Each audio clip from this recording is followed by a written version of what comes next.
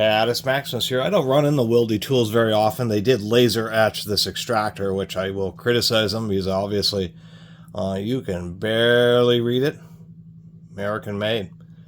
While I'm doing a dedicated video, I just talked about, made a little proto comparison video. Generational comparison. I ran this old proto professional giant square extractor along with this Wilde. Obviously, these aren't used very much, if at all. They spent most of their time riding around the toolbox, judging by the wear. But what caught my eye and why I'm making a dedicated video about a single screw extractor from Wilde is that they have taken what I'll say is a rather interesting approach, which is a blunt edge square screw extractor. And I really wonder if they work better. Almost all of the square screw extractors I've ever run into, actually I think all of them, flat out, have a sharp edge, just like this Proto does. Yeah, my old Napa, both the old USA and the Taiwanese ones, the Craftsmans, they're all like this. The idea is when you have a circular hole, you drill your hole, or these large ones are commonly used with various threaded fittings, threaded 1/2 inch or 3/4 inch water pipes that are stuck and you need to get unscrewed, that type of thing. That's not just extracting bolts that you have to drill out, because obviously drilling out a fastener to get a extractor this size in there is pretty serious business. These are going to be huge fasteners. They're going to take quite a bit of effort to drill the monster holes that you need to drill through.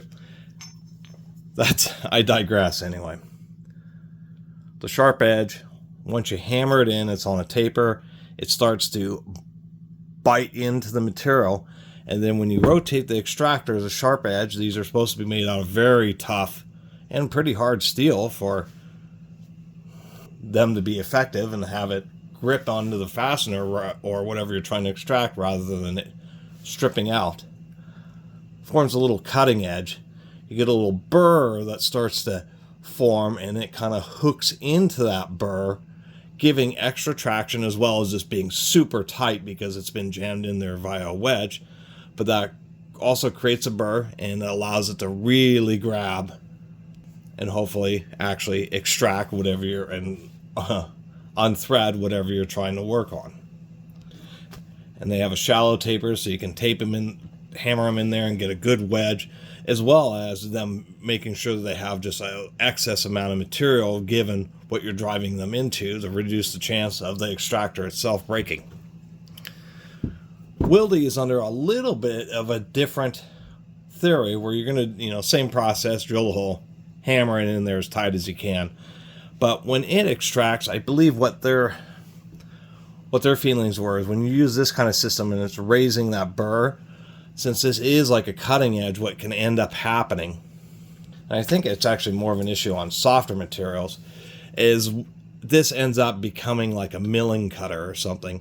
And as you put a lot of pressure on there, what it will do is this sharp edge will actually just end up cutting and acting like a drill bit itself and actually just shaving the layer that it's trying to hook onto. It just ends up shaving it off because of these sharp edges.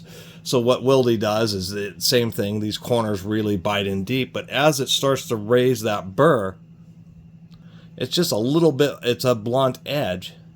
So it doesn't act as much like a drill bit, and it has to more cleave the burr off in order for it to strip out inside the fitting or the fastener that you drilled out.